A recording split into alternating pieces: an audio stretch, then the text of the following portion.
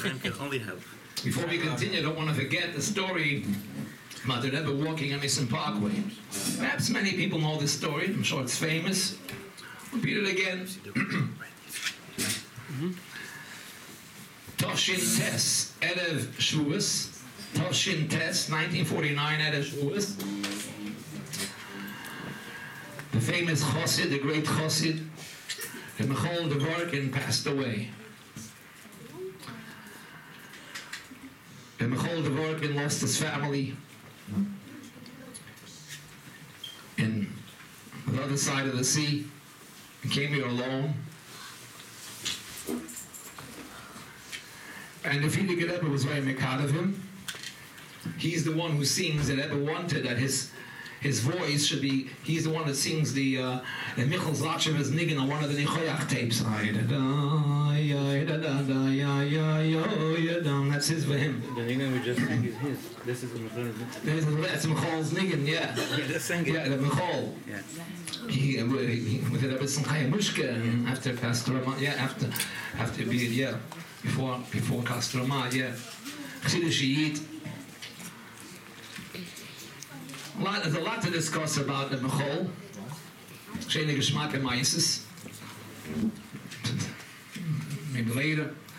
But upon him, the Michal used to eat. He was invited to the Frierdiker Rebbe's home every Yom Tov. I don't want to say Shabbos, but Yom Tov I could say he was from the invited guest. Again, I don't know if you say if you get invited to Chassid, if it's a guest, I don't know if that's a correct expression, but he was by the Frierdiker Rebbe's Shulchan HaKadosh from when he came to the United States at Michal till his passing on Erev Shavuos Toshin Tes. By the way, the Michal Dvorkin is the one who lies closest to Rosh HaKodesh of the Frierdiker Rebbe. Let's hope we won't have to go to the oil again, Chas v'Sholom.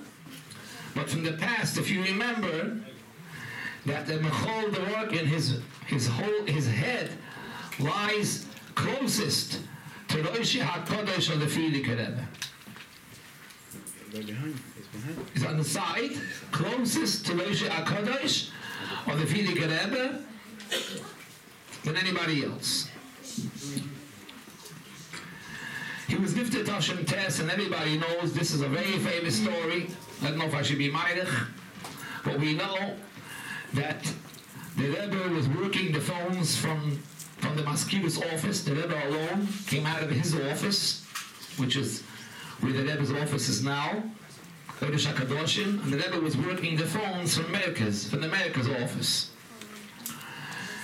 to make sure that the Michal's Levaya should be proper and it should be done all before Shavuos. So Chas v'Sholom that he shouldn't have to lie so long till after Shavuos. It's also very famous, I don't know if it's good to repeat all this, that they needed a death certificate. They needed a death certificate in order to be able to bring the Michal's body and bury him. They needed a death certificate. Maybe Chas v'Sholom, the cemetery, the arrangements, they can't let you go in there. Maybe God knows, who knows what's going on. Chas v'Sholom is a criminal act or something. So in order to bury the Michal, they had to show a death certificate. And they couldn't obtain a death certificate in the proper time. So there was a Yid called Dr. Ness. I heard of him a lot. I never saw him. He lived on Crown Street. He passed away in 1975. And Dr. Ness was not a Chassid.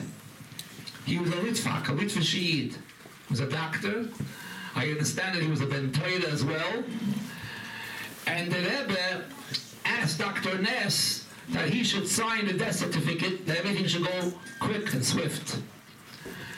And Dr. Ness hesitated. He said, I don't know about this passing. Litzvak, exact correct. But the very same Litzvak, when he heard about Olam Haba, he changed his mind. So the Rebbe told him, a very famous story, The Rebbe told him, I promise you, imi b'mechitzasi. You'll be in my compartment if you sign the death certificate. Imi b'mechitzasi is a lashon haposek in Tanakh. In any case, but that's an expression that you'll be with me in my compartment. Even the Litvak, when he heard of that, he was in his battle completely, he signed the death certificate. Shai? The joke's on him, the Rebbe's Chai V'Kayim. Who told you that he doesn't mean, he understood better than you. Maybe the joke is on you. Maybe even Mechitzasi understood the reality of Mechitzasi. And he signed, and they went. They mamish, barely made it in the proper time. And when they came back to Crown Heights, they never sat in a taxi. I only know of 2 Yidden who were there in the taxi. One is Rabbi Gross, Sholom. The other one is Rabbi Posner. I don't know his first name. Sholom Posner's brother. What's his name? We have a label. Thank you. Rabbi Posner. The truth is really, you can ask him. So Rabbi Posner was in the car, his taxi as well, and it got so late that they had to stop the taxi before the Shkia, and they stopped the taxi on Eastern Parkway and Rockaway Avenue. The Rockaways. It's before Buffalo, well, not so far from here. They had to go out of the taxi, and they walked. I don't know which side of the street the Rebbe walked. Did he walk along the park? Or he walked on the island, which island, but on the right side, on the left side, near the old Torah, so to say. They used to call it 1267 Eastern Parkway. 1267. When they came, the Rebbe told everybody, when they came back to Crown Heights, the Rebbe warned everybody that they shouldn't tell the Fidik Rebbe. You shouldn't tell the Fidik Rebbe would have Agus Nefesh. By the Sudas Yom Tov at night, Shavuos at night, the Fidik Rebbe was looking, and he didn't see that Machol Drog. So the Fidik Rebbe asked, he looked, and he said, Avuz Reb Machol, and nobody responded. Nobody responded. In the morning, the Fidik Rebbe, this is how I heard from Rabbi Gron, and Sholom in Australia. So I heard the story exact from him. In the morning, the Fidik Rebbe looked around again. This time he didn't ask. He looked. And he told the Rebbe later, I don't know if it was at the table, but just Meiser, or later on, he told the Rebbe Fidik Rebbe understood that this is, so to say, an inside job from the Rebbe that he shouldn't tell him. So the Fidik Rebbe said, Ashod, he didn't speak direct to the Rebbe. The respect the Fidik Rebbe had is unimaginable to the Rebbe. He said, Ashod, as men hat men nicht erzählt. Ich hab ihn gekannt, a Teubeton. It's a pity that I wasn't told. I could have done him a favor, which is not now to discuss this whole issue. There's a follow-up to that. So upon him, that's just the story about that the Rebbe walked all the way back of Crown Heights, and in Mitzvah Hashem, wherever the Rebbe treaded, it's going to go back to Mitzvah Hashem to be like it was before. As says the Gemara, if you can bring Zechsidis, so wherever Adam Arishan treaded, that's going to be a Moishav. And wherever Adam Arishan didn't tread, so that remains a midbar. They never treaded all over Crown Heights, and it's returning to be a flourishing community. Rabbi, so we spoke before about the union of Meseichel Lechad Ve'echad. So right there and then, what the Rebbe is telling us here, as Chabad Mont Pnimius. We're not talking about over here the external edifice of a Beis Hamikdash only, but it has to be Mesoich Kol Echad Ve'echad. We know, it's also very famous, before we go further, just to repeat this in the Kuda, that we know, I heard this from Rabbi, by the way, as well, the day after the Farbrengen. Farbrengen was when it's Thursday night, right? The first Farbrengen was Thursday night, or Wednesday night, I don't remember. When was the first Farbrengen of the Rebbe? Thursday night or Wednesday night? Yud Shevat Toshin Yud Aleph. Leil Yud Aleph Shevat. Was the same Kaviyas like, you sure? So it was Wednesday night. Okay. So Thursday morning, when the Rebbe came to 770, Rabbi Grona said that the Rebbe turned to him and the Rebbe told him in a very kind, smiling way. He said, no. Als hij de Rebbe gesagt, no. We darf machen neue Blanken. It's serious business. We gotta make new stationery now. Machen neue Blanken. You gotta make new stationery. This is no joke here. We're real. This is no siyashvi. We darf machen neue Blanken. At the very same time, we all know, again, all the Beis from them, that the Rebbe saw that the Rebbe wanted Naya Blanken is one thing that the Rebbe so-called doesn't have new, so to say. What doesn't he have new? His border, his design around his holy Svarim is not new. He's like, what? Also the bank accounts. I heard from other Lars, the Rebbe never opened a new bank account. Only operated off the Friedrich Rebbe's bank account. Very nice. All the years, never opened a new bank account. Wow, interesting. Because the Rebbe belongs to Chassidim. Because the Rebbe belongs to Chassidim. It's on his own private bank account. Meaning not the personal account. Right. Yeah, I understand. Thank you. Very nice. Didn't open his personal bank account. It's a continuation of the Rebbe is belongs to Chassidim, as the Rebbe Tzemchai Mushka said. So the Rebbe has shares, if you could say, the same design as the Rebbe Rashab. The border of the Rebbe's Svarim is like the Rebbe Rashab. And the question is why? He wants Naya Blanken, yeah? He wants a new stationery. What's the word of the Svarim? What? Take a look at the Rebbe's Svarim. The Rebbe shares the same here. The Shar block, here. Okay? Good. This is exactly like the Rebbe Rashab. It's all the Rebbe in the same. No, every Rebbe has a different design, of course. You go straight to the previous, you don't look at the Chitzonius. No. The mayor goes straight, he does design, gleich zum Etzem. But external people, at least like myself, take a look at the designs, the thing around it. And over there, the Rebbe shares the same one, like the Rebbe Rashab. Very famous point. Why not? And the Yeshua, my dear student, the principal of all the Torah, remembers what we said many times, that there was a time when the Rebbe, I remember this Farbrengen. I was at the Farbrengen, and I don't want to say who it's about, it's Lashon Hara. The Yeshua remembers it said a lot of times. The Rebbe said the Farbrengen, Toshel Amedvov, after Lag Bo'imer, the Rebbe wanted they should print the 12 Psukim booklets. The Rebbe said, and I remember when the Rebbe, I was present at the Lag Bo'imer parade. I was a small guy. It was on a Tuesday. It was an exceptional Lag Bo'imer parade. It wasn't on a Sunday. It was an exception. It was Shnas HaChinuch. Yeah. And when I say Mechanech, Dogel knows everything about Chinuch. Finished. And the Rebbe wanted they should print the 12 Psukim booklets right away.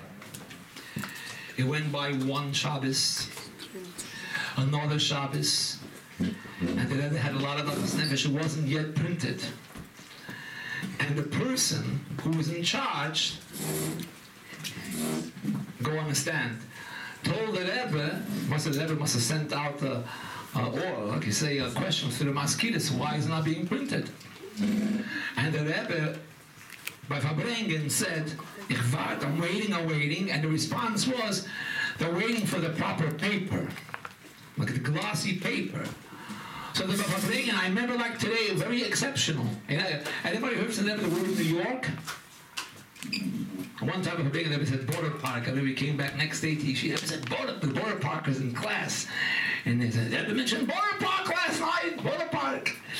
They said in ganz New York in the shocking papier. Never said that. No, all of New York City is no paper. He said, it was, he did ever say that, New York. There's a proper paper, and you can see it on Ochus, I'm sure. In ganz New York, in a stock in papier. It was painful to see that the Rebbe has to speak about this Farbrengen, and the Rebbe was giving a message.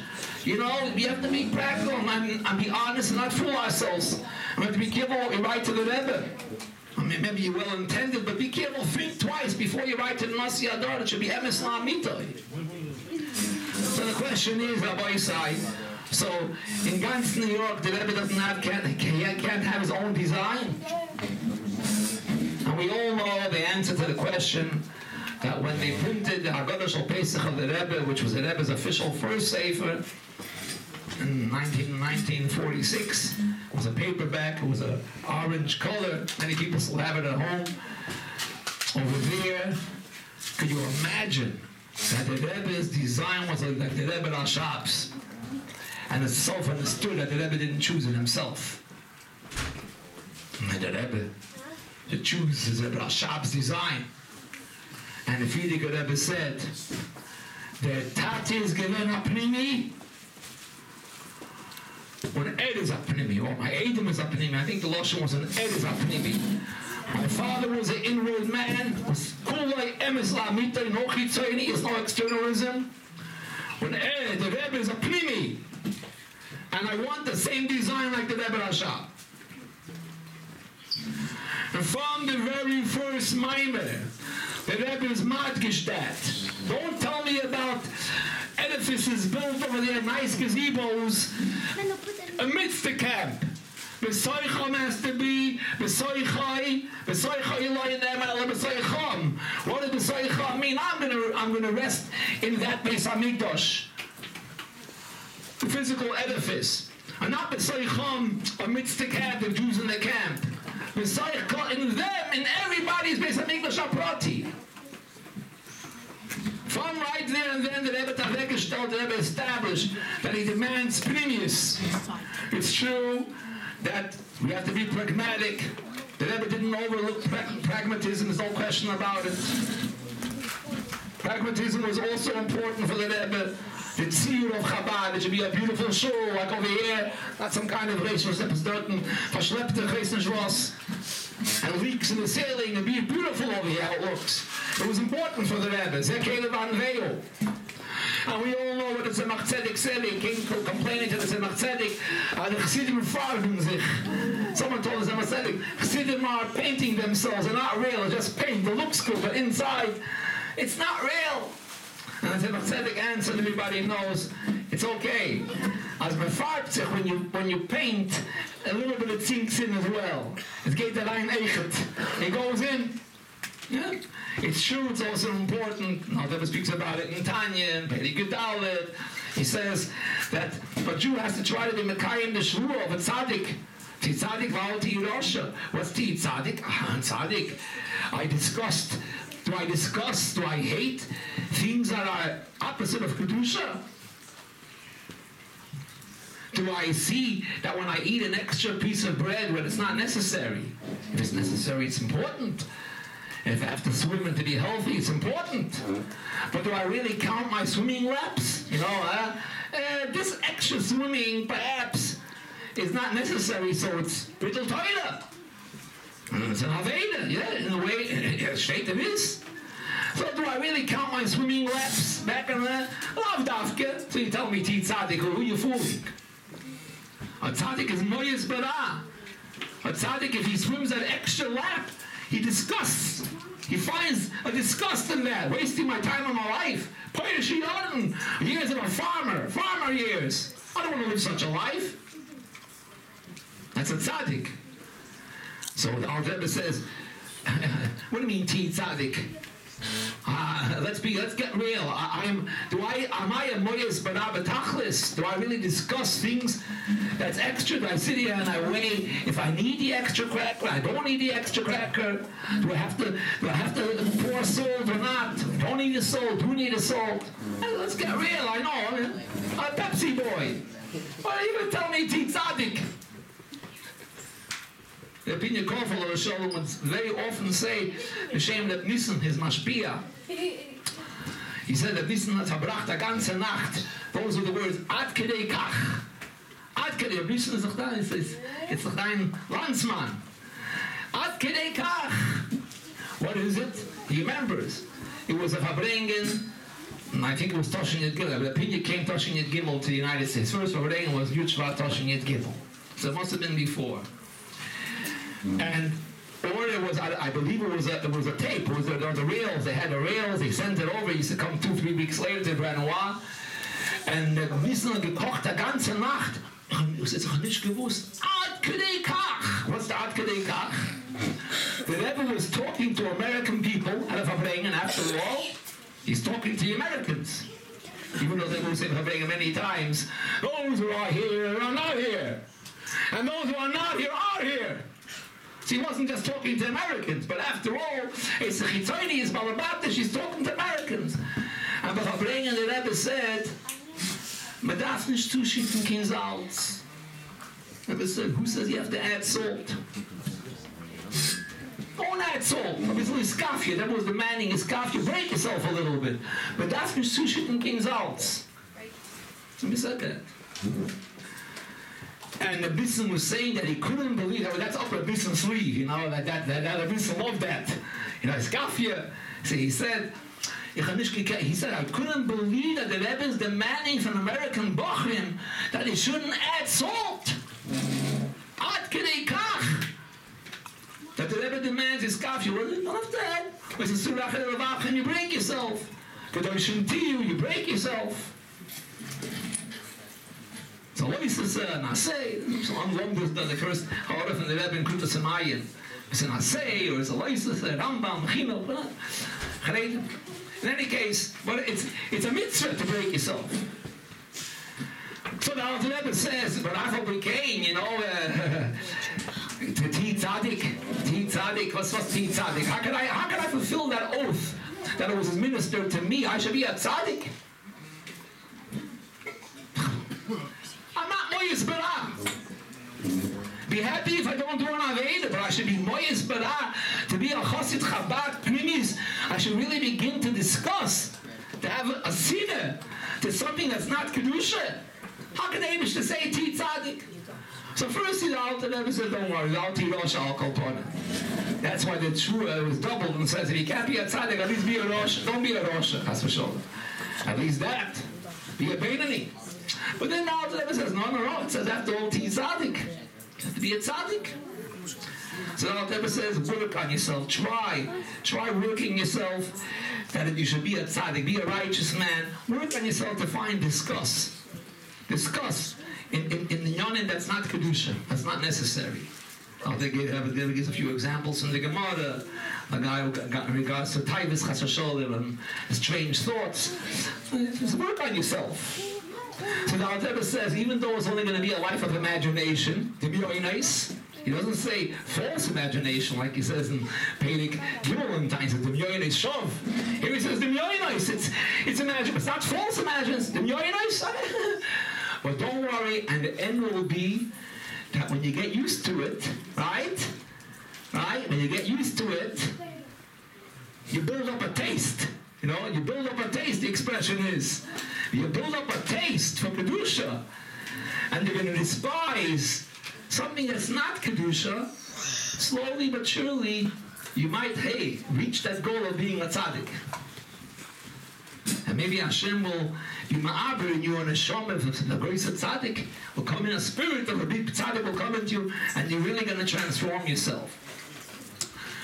So those who is union of working the chitzonius too, and eventually will bring primius, but the Rebbe demands that we shouldn't just remain with the chitzonius, pragmatism and chitzonius externalism. It has to be primius.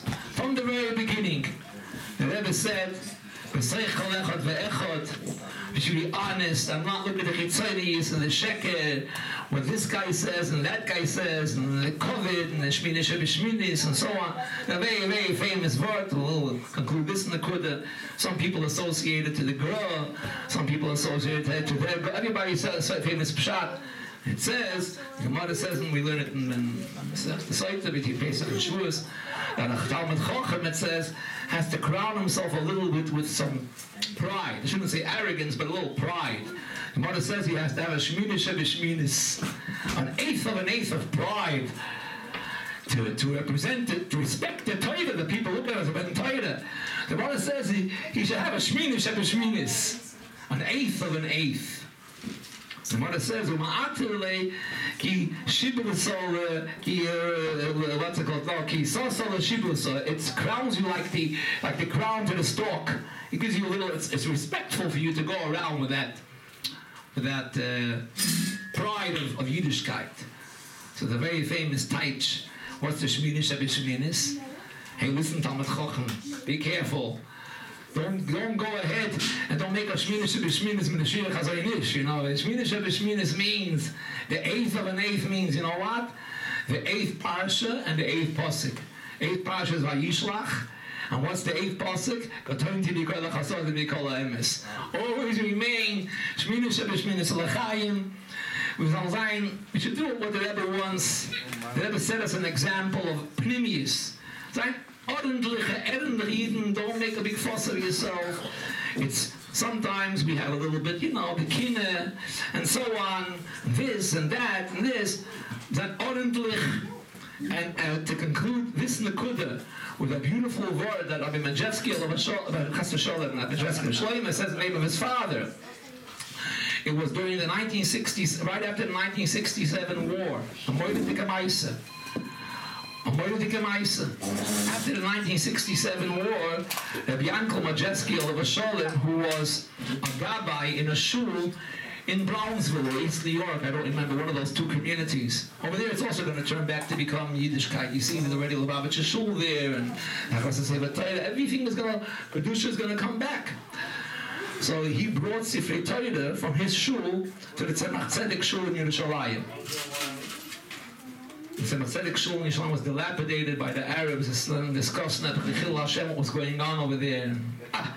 But they cleaned it out, the Tzemach Tzedek Shul, personal shul of the Tzemach Tzedek, and they brought Sifrei Torah from New York to the Tzemach Tzedek Shul. I mean, Achnos Sifrei Torah.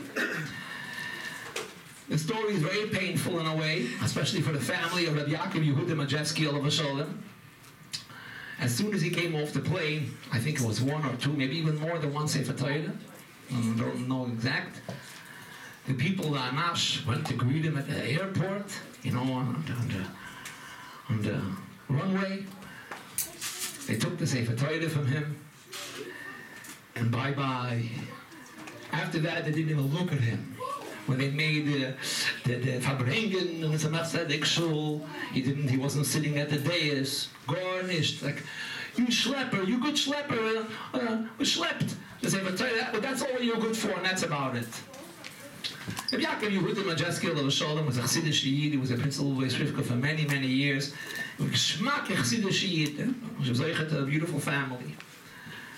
But you can imagine yourself how his Rebbitzin felt.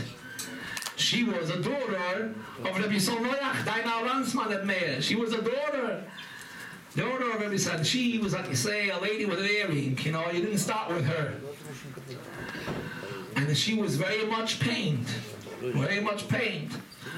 So she didn't know many chachmas. No chachmas. She wrote a letter to the Rebbe. And she told the Rebbe everything. She told the Rebbe everything. She was pained. It's interesting that the Rebbe didn't even respond to her letter. Ad Kedei Kach, he didn't say Azkalatzian. The Rebbe was also pained. I'm going to say Azkalatzian here. I'm going to bring it to my father-in-law and tell him this news, how you acted to a person and you were angry and you didn't appreciate. Weeks and perhaps months went by. Again, I'm not accurate. I don't know when the letter was written. When did they go to? You can all find out these things. When it was brought to the Tzemach Tzedek Shul. Rosh Hashanah. By Koshel Bracha. Rabbi Majewski, Rabbi Yaakov Yehuda Majewski of Sholom went by the Rebbe. And it was customary that they gave him another bottle for Beis another bottle of mashke. And then the Rebbe responded. And the Rebbe said to him, Mamish, incredible, Toshin Chov Ches. The Rebbe told him, Es mach nish ois. It doesn't matter. The Iker is, the main thing is the verbatim. The Iker is, as me weiß da und dorten. The main thing is that we know here. And the Majewski family always say that the Rebbe said here first. Because after all, we understand that way. The Iker is, as me weiß da und dorten. And the rest is a bunch of baloney. I know, auf der Annehmen, der Rebbe das eingesund knows, and the Eibishter knows. That's enough. The rest is a bunch of chitonius. I don't want to say what it's called in English. That's previous. And that's what the Rebbe demands of us. To make a Beis Hamedrash aprati, und nicht ins Pol werden für Chitzonius, und als Shein Amat we should be. That's what Yud Shevat is all about. To be Chassidish Yidden, the Primistic Yidden. Who cares what someone thinks? Who cares what someone says? Al Yevosh B'pnei Haligim. Not to be Chas Sholom scared of the Plishtim and the scoffers and all these Chitzonius. We should Pol werden and go ahead and fight the war of the Sidi and Mashiach, and God Bekar will be the Izgalus of the Rebbe. Take it from Yad Mamish.